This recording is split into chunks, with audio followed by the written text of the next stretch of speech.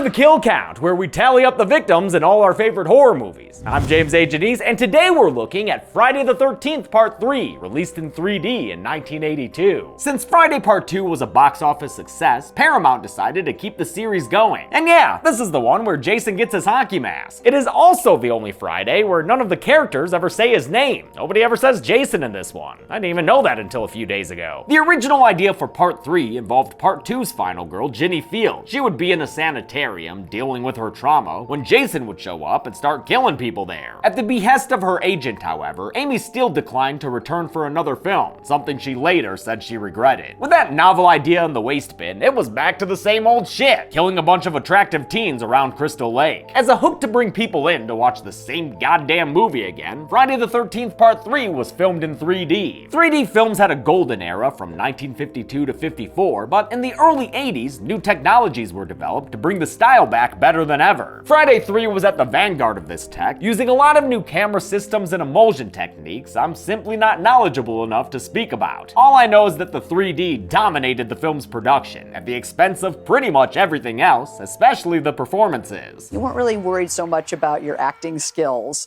as much as could you get that yo-yo to go right in the lens? That was more important than anything else. The 3D required an enormous amount of light on set, so atmosphere and mood were another casualty of the process. This Friday the 13th is just too brightly lit to be scary. Since the 3D production required more control, Part 3 was filmed near Los Angeles, as opposed to in New Jersey or Connecticut like the first two films. Moving to the West Coast might have saved money for this extra long 12-week shoot, but it also erases the authentic small-town East Coast feel that was present in parts 1 and 2. The move also caused them to recast Jason's actor, since Steve Dash was told he'd have to pay for his own ticket to California, and that guy wasn't about to do that. Stepping into Jason's shoes would be 6'3" acrobat-trained British stunt performer Richard Brooker, who everyone says was a lovely guy, but who sadly passed away in 2013. Rest in peace. Directing duties were once again taken up by Steve Miner, making him the only person to direct 2 Friday the 13th films. Production was plagued by various problems, and many participants cite this as the most difficult and unpleasant Friday the 13th shoot. I hate difficult and unpleasant things, and that includes finding a healthy breakfast to eat every morning. That's why I'm grateful for Magic Spoon, a cereal for adults that tastes as good as a childhood treat. Y'all should know by now that I'm really into exercising, but eating healthy has always been more of a pain in the ass for me. Between the time it takes to prep meals and how bland some healthy options taste, it can be tough to find foods that work well with my workout routine. Magic Spoon is the answer to my prayers, since it's got 0 grams of sugar, 14 grams of protein, and only 4 net grams of carbs in each serving, totaling a mere 140 calories. Hell yes! And seriously, it tastes good. I love all 4 of their best-selling flavors that are available to get in a variety pack: cocoa, fruity, frosted, and peanut butter. Magic Spoon is keto-friendly, gluten-free, and soy-free, yet somehow tastes just as good as the cereals from your childhood. See for yourself by going to magicspoon.com/deadmeatjames and use promo code deadmeatjames for $5 off your order. If you don't like it, they'll refund your money, no questions asked. So go to magicspoon.com/deadmeatjames and use promo code deadmeatjames for $5 off this delicious cereal. Even though this movie's pretty much the same as the first two, maybe having an extra dimension will net us a few more kills. Let's find out and get to them.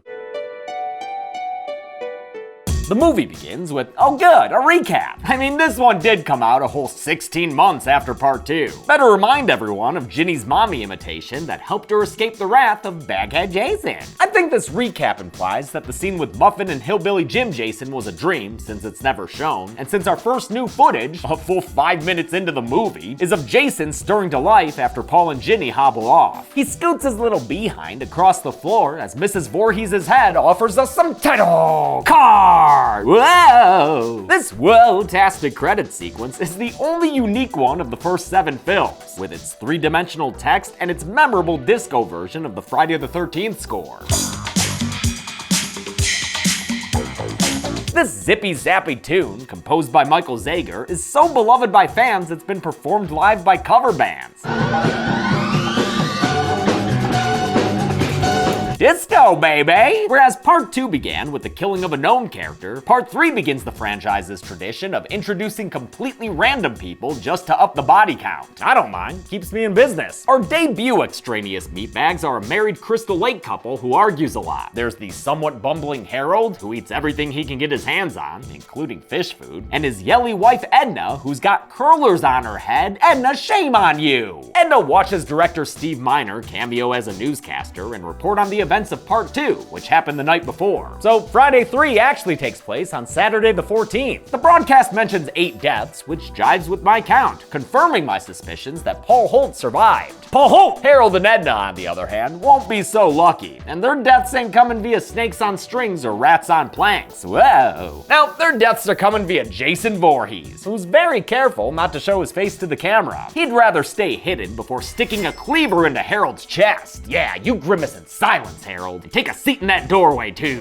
For Harold's kill, the late actor Steve Susskind wore a piece of balsa wood with a blood tube on top. When the cleaver hit the wood, however, it buried the tube in it, which is why the blood is mostly inside his shirt during the close-up. Honestly though, that was the least of concerns during production. This scene was the first thing shot for the film, but issues with the 3D tech required a full reshoot. We didn't have time for tests. The camera system was new. We were evolving it as we went. As would be the case with the rest of the movie, the cast had to do dozens of takes to get the 3D objects pointed correctly into the camera. You can see Steve Susskind cheat out of frustration when he looks back at the camera to make sure that pole is where it should be. Additionally, Friday 3 also used the new Luma crane, which allowed for long, stable moving shots like the one that opened this scene. I actually prefer the Steadicam style of part 2, and the crew members on Friday 3 weren't fans of the Luma either, especially after it fell over once and ruined an entire shoot day. The opening scene ends with Edna's death, who dies when Jason punches through the window to grab her by the face. He sticks a knitting needle through the back of her head and it comes out through her mouth in the front. Little whoa. Big whoa, baseball bat, as we cut to another scene to meet the group of teenagers we'll follow during this film. Even though they're not camp counselors, they're just a group of friends, they're still pretty much the same as the young victims of the first 2 films. Sex, sex, sex. You guys are getting boring, you know that? With lines like that, Friday 3 adds more humor and a bit of self-awareness that winks to the audience. I'm not an asshole.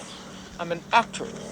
Same thing. These kids aren't fully aware they're in a horror film though, because even after passing the bloody aftermath of Harold and Edna's kills, they still don't listen to the harbinger of doom they find sleeping in the road. Abel, this replacement Crazy Ralph, is played by David Wiley, who, 8 years later, would play a judge getting down and dirty with upper-class society. If only this fake eyeball looked half as good as the shunting. What is that, a wad of wet paper towel? I don't even want to whoa. Like I said, these kids aren't counselors at any kind of summer camp. They're going to a family retreat on Crystal Lake called Higgins Haven. We never get to see too much of the lake though, since it wasn't real. It was a man-made lake created by production. Friday 3 was filmed at the Values-At Movie Ranch in Saugus, a neighborhood of Santa Clarita, California. Unlike the pre-existing cabins in parts 1 and 2, the Higgins Haven lodge and barn were built from the ground up. Production designer Rob Wilson King headed the construction of the 3-story lodge, a bitchin' building with a spiral staircase that sadly burned down in 2006 because of a careless fan. Only the fireplace and the barn were left standing behind. A shame, since the Higgins Haven cabin is one of the best parts of this installment. The Higgins of this haven is final girl Chris Higgins, who's here to deal with some Crystal Lake trauma she experienced a couple of years ago. It's just being here again. I know it's only been 2 years, but I feel like I've been away forever. Her love interest is an old family friend, this hunk of handsome named Rick. Man, what a rugged, hay-baling mass of muscle he is. Keep an eye out for his death later. The horny couple of the crew is Andy and Debbie, and Debbie needs you to know that she's pregnant. That's what happens when you're pregnant. Debbie's played by— Hey, we're pregnant, remember? Yeah, we know, Debbie. Debbie's played by Tracy Savage, who was then 19, but who had been acting since she was a child. Friday 3 was the first time Savage was on a set without her parents, and the last role she took before retiring from acting. After this, she'd earn a degree in journalism at the greatest college in the US of A, the University of Michigan. Go Blue! Savage would later play a part in the O.J. Simpson trial, where she withstood a threat of jail time from Judge Lance Ito to conceal her confidential sources. Hell yeah! Even with her career in journalism, Savage is still probably best known for this role. Every newsroom I've ever worked in, I've always gotten fan mail from Friday the 13th fans. She seems to be okay with it though, and even jokes about the nudity she did on screen. In the beginning, I might have been a little uncomfortable with it, but all these years later, I think, wow, I had a pretty nice body. Debbie's boyfriend Andy is a handstanding, yo-woing, juggling kind of goofster, as is his buddy Shelly, who's basically a mopey clown. You be yourself if you look like this. Seriously, this guy is such a downer. They said they were going skinny dipping and I'm not skinny enough. And his idea of a funny prank is traumatizing his friends. Get the fuck out with that, you Bob Ross hair-having buffoon. Shelley's actor Larry Zerner says he was pretty much Shelley in real life. In fact, director Steve Miner just told him to be himself on set. Zerner, who was only 18, was literally found on a street corner by Friday 3's credited screenwriters Martin Kitrosser and Carol Watson. Kitrosser was a script supervisor on Fridays 1 and 2, and with his wife Carol Watson, wrote the first screenplay for Part 3. It was a bit too complicated for Miner and producer Frank Mancuso Jr. though, so they hired Romanian-born Petru Popescu to do an uncredited rewrite. Popescu's version simplified the script and made it easier for the complicated 3D filming process. And by that I mean he made it the same as the first two movies. Chris and the Preggy's couple are trying to set up Shelley with their friend Vera, who gets an unusual bit of shading in for a Friday the 13th side character. She's shown being picked up at the home of her Spanish-speaking mother, and later experiences some, I think, casual racism. We don't accept no food stamps. The final two characters of the friend group are Chuck and Chili, fantastically stereotypical stoners who smoke so much weed they friggin' hotbox that groovy van. But don't worry, brah, they're always down to share. Whoa. Vera and Shelley go to a convenience store where they get bullied by a bunch of bikers named Fox, Ali, and Loco. The bikers are a real fun addition to the film, especially knowing that their actors were nothing like the assholes they depicted. Very much like myself, I don't think that was their natural role. Gloria Charles seemed especially ebullient and expressed embarrassment over having to talk about a condom. I was more embarrassed than the other character was supposed to be about someone talking about a condom. I was heartbroken when Ms. Charles passed away in 2016, but it's nice that Friday the 13th the game modeled a character after her in her honor. Rest in peace. Shelley accidentally pee-wees the biker gang's bikes, but Ali's still willing to give him service with a smile. You did say you needed that windshield replaced, right ma'am? And that window? Oh, wait, Shelley, that's not even your car, dude. It's Beefcake Rick's. My poor car, what did you do to it? Dog, don't even act like you can't afford to fix it. We see how you're wearing that sweater. The motorcycle gang follows them back to Higgins Haven and siphons the gas out of their van while smoking a cigarette. Smart. They're planning on burning down this barn, I guess, but not before Fox has some fun with it. This feels good!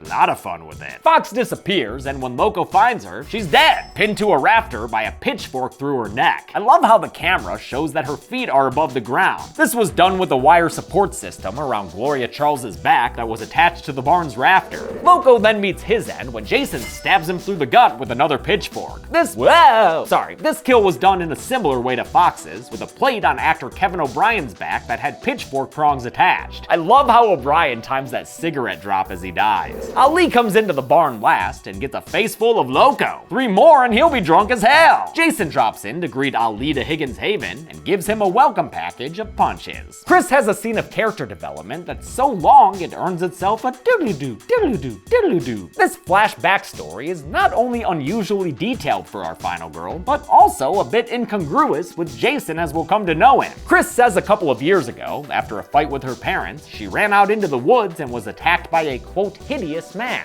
and possibly even more than attacked? I blacked out. I don't know what happened after that. I just don't know. Like I said, most people think of Jason as a silent, childlike, sometimes funny, simple murder machine. It's weird to ascribe a sexual component to the character, although again, it's left pretty ambiguous here. The filmmakers didn't want an explicit rape story to take audiences out of the fun, and Chris's actor Dana Kimmel wouldn't have gone along with it if they tried. Kimmel was a quote straight arrow Mormon who got a line of dialogue removed because it implied that Chris and Rick had sex. Back at the cabin, the stoners catch up on Z's while Debbie and Andy go off to create some breaking news, by which I mean sex. Shelley stays behind to juggle and veer at Vera's A, then shoots his shot with her only to get shot down. Sorry, bud, she's just not that into you. Bitch. Okay, dude, didn't know Shelley was the OG nice guy. Later, when Vera's down by the dock, Shelley introduces the object that would make Jason Voorhees a legend. That'll teach you a valuable lesson. beautiful girl like you should never go out in the dark alone.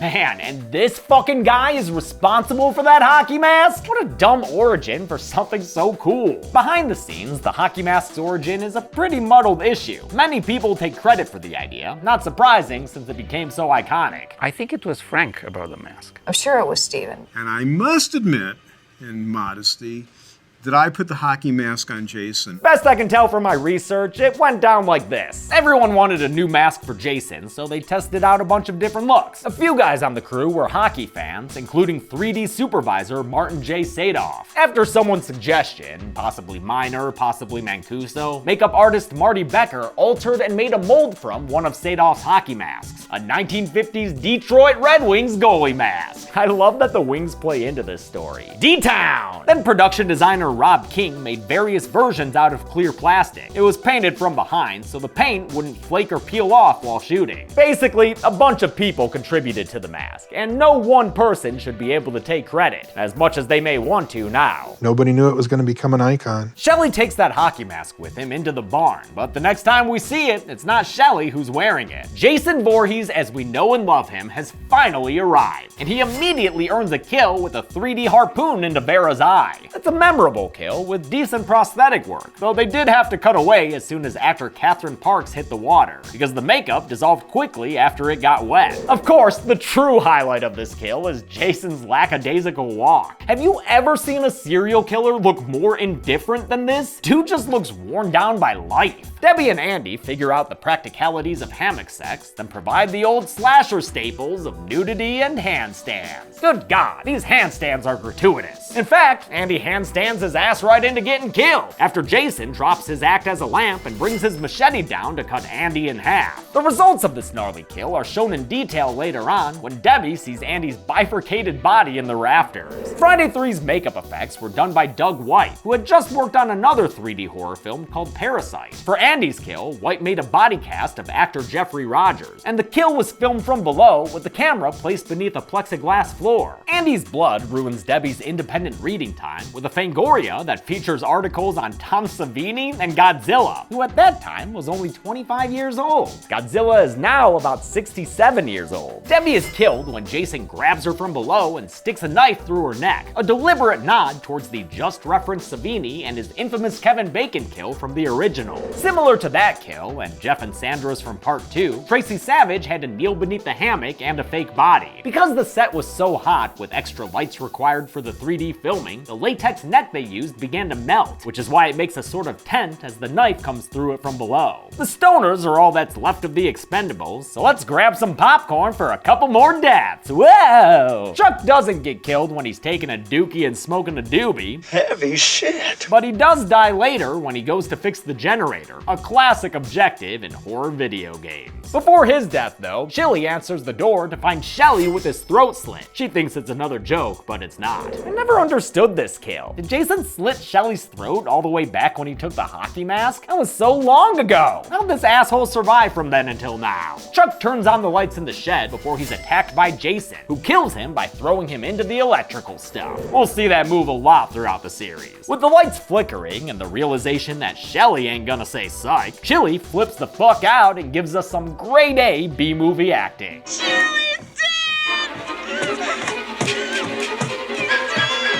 The best part is the way Harry Manfredini's dramatic score interplays with her lines. That is music, my man! Chili is ultimately killed when Jason puts a steaming hot fire poker through her gut. It looks damn good and smoky. Of course, Jason has to clean up after his kill, because you can never trust a moose to keep its mouth shut. Chris and Rick finally get back from their character development date to find Higgins Haven in a state of havoc. They search for the others separately, which gets Rick caught by Jason, and without Chris ever knowing, Jason kills Rick with his amazing head crush. Woo-whoa. I don't care that this head looks like a papier-mâché puppet made in art class, or that you can see the rod the eyeball slides on towards the camera. This shit is great. Rick's fake head was built to be collapsible so they could get multiple takes. As I mentioned, multiple takes were necessary since the 3D objects had to go towards the camera lens just right. Richard Brooker had to shoot the fire poker stab over 30 times, and Larry Zerner says it was so hard to toss his wallet into the camera correctly that the crew ended up getting pissed at him. It was tough to set up and tough to do. Perhaps unsurprisingly, Interestingly, to anyone who watched the Part 2 recount, it sounds like Part 3 had an unruly set working under director Steve Miner. There was hostility between some members of the cast and the so-called outlaw crew, a bunch of non-union workers who carried firearms and shot at rattlesnakes in between drinking margaritas and snorting cocaine. It fell to assistant director slash associate producer slash production manager Peter Schindler to corral the crew and manage the complicated technical aspects of the shoot, while Miner was more of a creative head who stuck to working with the actors. For what it's worth, his cast seemed to like him, saying he was friendly and chill. Never difficult, never hard on us. Just a nice guy. With all the other characters finally dead, it's about time for a final girls circuit, don't you think? We just need a proper starting gun. Wet floor? No, that's just a nuisance. Bloody clothes? Well, we're getting closer. If only we had...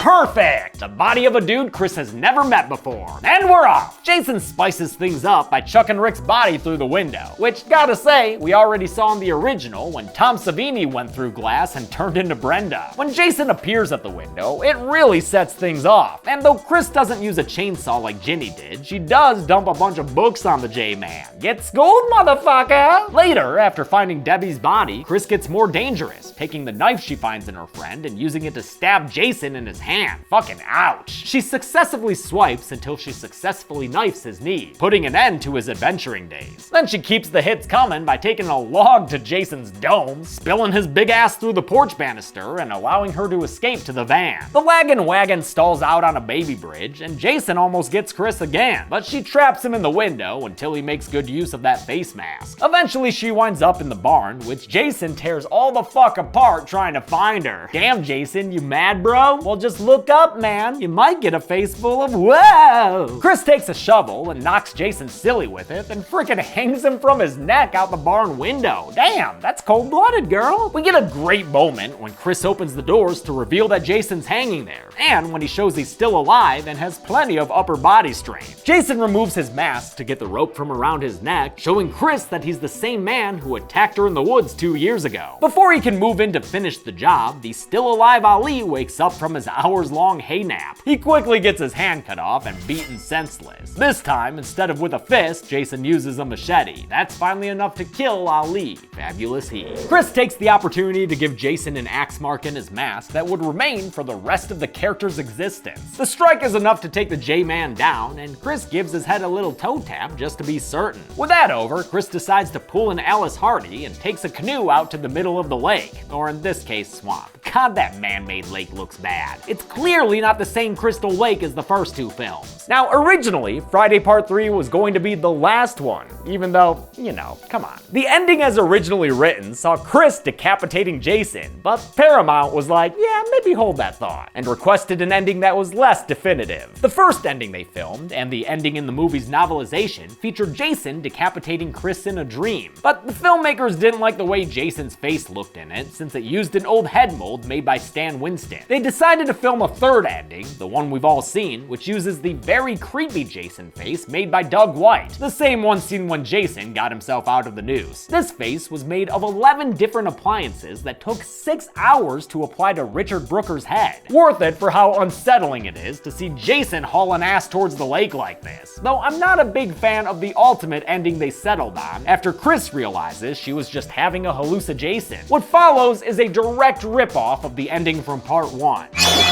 Only with a swampy Mrs. Voorhees instead of little boy Jason. Mrs. Voorhees here was played by the film's second AD, Marilyn Poucher, who had to endure the man-made lake Stillwater full of mosquito larvae and tadpoles. Gross. Glad she got to keep the mask as a piece of film history, but to me, this recycled chair jumper just cements this installment's unoriginality. Once again, the imaginary scare is capped off with a scene of authority figures saying it wasn't real. A very unstable-seeming sole survivor Chris Higgins is taken away in the back of a police car. The movie ends showing us the big man downed in the barn, the axe still in his head, and life still in the series. How many bodies jumped out of the screen and onto the kill count? Let's find out and get to the numbers. Whoa, it's a yo-yo. Whoa, let's go, Chelsea. Whoa, yeah, whoa, look at that. 12 people died in Friday the 13th Part 3, one kill short of the magic number. The victims included 5 women and 7 men, with 5 or 6 of them having some kind of 3D element involved. With a runtime of 95 minutes, that left us with a kill on average every 7.92 minutes. I'll give the golden chainsaw for coolest kill to Andy. Not only is it good and gory, the way it's shot from beneath is awesome. His corpse dripping down blood is a memorable sight too. Dull machete for lamest kill will go to Shelly, because it doesn't make sense. How long was that motherfucker walking around with a slit-ass throat? And that's it. Friday the 13th Part 3 came out in 1982 and was the most successful Friday sequel until 2003's Freddy vs. Jason. In fact, Part 3 did so well it made its money back opening day before West Coast screenings even started. Theaters literally ran out of 3D glasses by Sunday night opening weekend. Despite this, the franchise would half-heartedly try to end things in the next film, designating it the final chapter. But of course, we all know how that went. I'll look at that false ending next week, but until then, I'm James A. Janice. This has been the Kill Count. On the next Kill Count. Remember the 70s? It's kinda shagadelic. When summer camps were cool? When the slasher subgenre was just a whittle baby? Well, judging by Dead Meat's demographics, you probably don't remember the 70s. Okie dokie. But let's take a trip to them anyway, with Fear Street Part 2, 1978. Camp Nightwing is where all the shady siders and Sunnyvalers go so they can swim, play capture the flag, and occasionally get murdered with an axe. What? This movie is part slasher and part Stranger Things, cause look, Sadie Sink is here! Fuck you! She's so good at being pissed off. God, I hate that little bitch. 1978 shades in more Fear Street backstory. We're all cursed. We learn what happened to C. Berman, who the Nightwing killer is. It was the witch. And that Nick Good has always been a good-looking guy. I'll just bat my eyes at you, like all the other dumbass girls. This weekend, watch the middle child of the Fear Street trilogy on Netflix. And on Sunday, unless there are any copyright issues, of course. Life sucks sometimes, I get that. Tune into Dead Meat for the Kill Count. Ooh. This is Sarah Fear shit. Fear Street Part 2, 1978 can currently be watched on the pictured streaming platforms. Dead Meat always recommends you watch the movie for yourself before its kill count. It's the only way to have your own properly informed opinion. Kill counts are never meant to replace the experience of watching a film. Thanks a lot for watching this week's Kill Count. I want to thank some patrons like Brendan Smith, Eric Marley, David Solomon, Sarah Lungs, Jason Edwards, and Gem Buggy. As you saw in the trailer, Fear Street Part 2 is coming out on Sunday, hopefully. But this is me letting you know, so it's not a surprise like I guess last week was. Also, the day that this video goes live is the last working day for our assistant Veronica. Just want to give a huge thanks to Veronica for her work for us for the last year and a half. I'm so happy she got another professional opportunity, but damn, we're gonna miss her here at Dead Meat. Thanks everyone, be good people.